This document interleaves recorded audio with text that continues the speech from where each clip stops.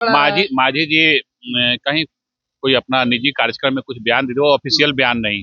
अगर उनका कोई प्रवक्ता चाहे ऑफिशियल उनके अकाउंट से कोई ट्वीट हुआ हो कार्यक्रम के दौरान, तो देखिए आप उम्र का हमारे गार्जियन है, वो जो हमारे सहयोगी समझ रहे हैं कि हमारा स्ट्राइक रेट है, तो उनको ऐसी बातों पर उनको बातों से बचनी चाहिए।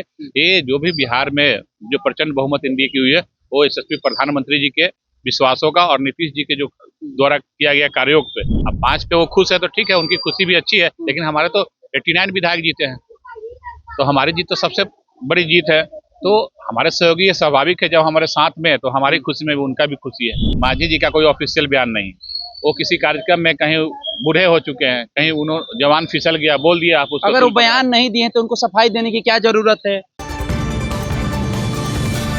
नमस्कार, आप देखना शुरू कर दिए हैं दर्श न्यूज और मैं हूं कुमार मनीष। देखिए, बिहार में मिली एनडीए को प्रचंड बहुमत के बाद नई सरकार की गठन हो गई और नई सरकार के गठन के बाद लगातार विपक्ष है वो सवाल खड़ा कर रहा था ईवीएम को लेकर, 10,000 रुपया को लेकर वोट खरीदने की बात कर रही थी। लेकिन अब विपक्ष के बातों पर ही एनडीए के घटक दल और केंद्र सरकार में मंत्री जीतन राम मांझी उस पर मुहर लगाते हुए नजर आ रहे हैं। जीतन राम मांझी एक बयान दिए थे कि देखिए 2020 में जब टेकारी विधानसभा से हमारा प्रत्याशी हार रहा था 2700 वोटों से, तो मैंने डीएम से बात कर और अपने प्रत्याशी को जीत दिलाई थी। तो विपक्ष भी यही सवाल खड़ा कर रहा है कि ईवीएम के गड़बड़ी की वजह से जो एनडीए की प्रचंड बहुमत की जीत हुई है वो जीत हासिल की है।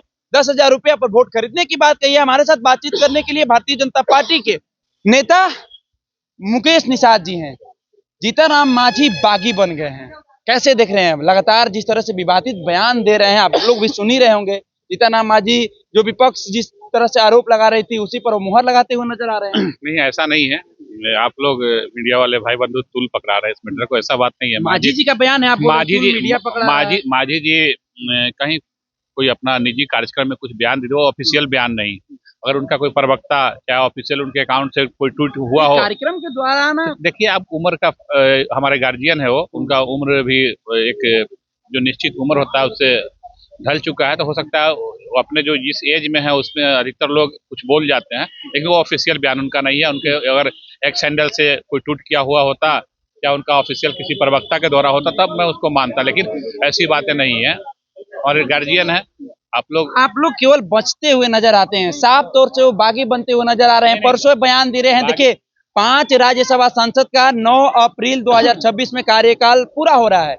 राज्यसभा सांसद की मांग कर रहे हैं, वो अपने बेटे से कह रहे हैं कि तुमको मंत्री चाहिए, हमको केंद्र में भी मंत्री नहीं चाहिए।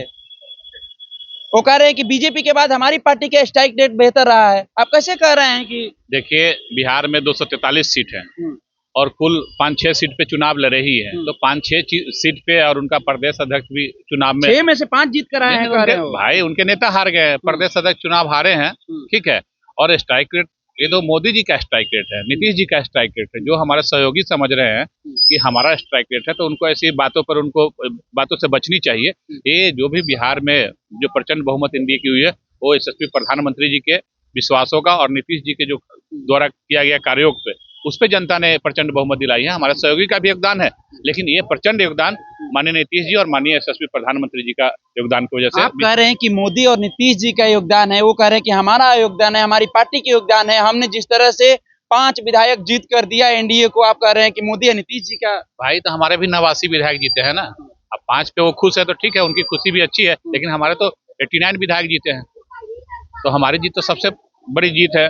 तो हमारे सहयोगी ये स्वाभाविक है, जब हमारे साथ में है तो हमारी खुशी में भी उनका भी खुशी है, तो बोलने दीजिए ना, क्या फर्क पड़ता है। उनका नाराजगी है कि चिराग पासवान के, देखिए चिराग पासवान के पार्टी से एक राज्यसभा भेजा जा रहा है, जो फार्मूला सेट किया गया है। नाराजगी उनको वहां दिख रही है कि हमारे पार्टी से क्यों नहीं भेजा जा रहा है। मनीष जी, चिराग जी के पास 19 MLA है, तो कह रहे हैं ना कि मेरे को भी 30 सीट मिलता तो हम भी 25 सीट जीत कर दिखाते। ऐसा कुछ नहीं है। देखिए सबको जब गठबंधन होता है तो सभी लोगों का, सभी पार्टियों का ख्याल किया जाता है और निजी स्वार्थ में लोग अगर बहकावे में कुछ ऐसा बयान दे रहे हैं तो ये सही नहीं है। गठबंधन धर्म का ख्याल हमारे गार्जियन उनको रखना चाहिए, और अगर नाराजगी है तो उनको रिजाइन करना चाहिए, गठबंधन से हट जाए और फिर चुनाव लड़के तो आगे बन रहे हो तो चुनाव लड़के गठबंधन से हट के चुनाव लड़के देख ले। फिर जो भी हमारे सहयोगी है, मैं किसी का नाम लेना चाहता हूँ, अगर कोई अपने आप पर चाहते कि हमारा अगर जनाधार है बिहार में। अपना स्ट्राइक रेट चेक नहीं, अपना जन स्ट्राइक रेट क्या होता है? स्ट्राइक रेट मोदी जी का, नीतीश जी का है, और बाकी किसी का मैं नहीं मानता हूँ। 5 विधायक किसी का बिहार में मोदी और नीतीश जी के अलावा किसी का स्ट्राइक रेट नहीं है। बाकी जो भी बोल रहे हैं बरलोपन है उनका, कोई किसी का कुछ नहीं है। बिहार में अगर प्रचंड बहुमत की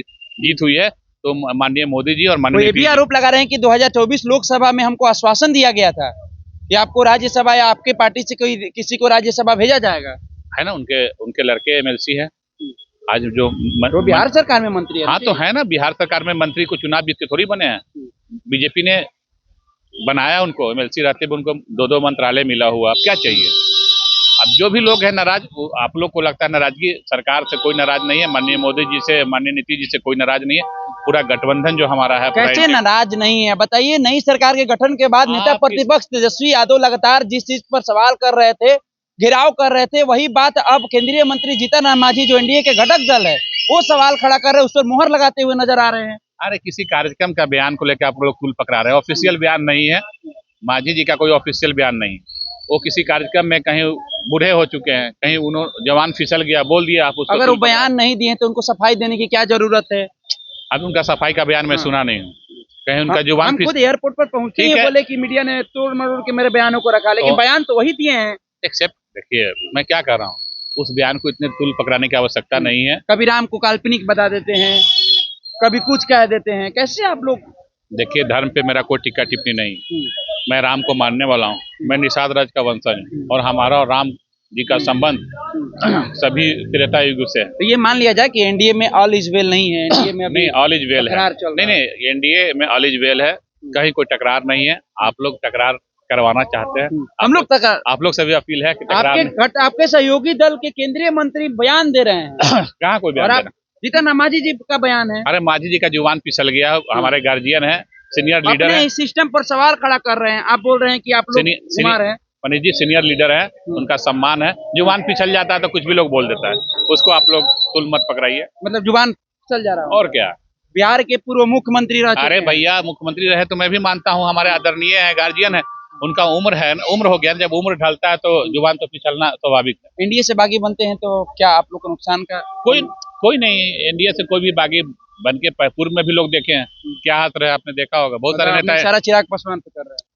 मैं किसी का नाम नहीं ले रहा हूँ। एनडीए से बागी तो चिराग पासवान, तो जो बागी बने उनका नाराज होकर जो 2020 में लड़े, एनडीए से जो बागी है उनका हश्र क्या हुआ आपने देखा है, और बिहार की जनता ने देखा है। तो कोई किसी की मंशा है और अपने आप को साबित करना चाहते हैं तो चुनाव लड़ के देख लीजिए, स्वतंत्र है लोकतंत्र में आप। तो देखिए, ये है भारतीय जनता पार्टी के नेता मुकेश निषाद जी कह रहे हैं कि जो अपने आप को 30 मार खां समझ रहे हैं वो एनडीए से बागी बनकर चुनाव लड़कर दिखा दे, उनका स्ट्राइक रेट पता चल जाएगा। पूर्व में भी लोग किए थे, कहीं ना कहीं चिराग पासवान पर निशाना साधते हुए नजर आ रहे थे। फिलहाल हम इस खबर में इतना ही छोड़ जाते हैं, दीजिए हमें इजाजत, धन्यवाद।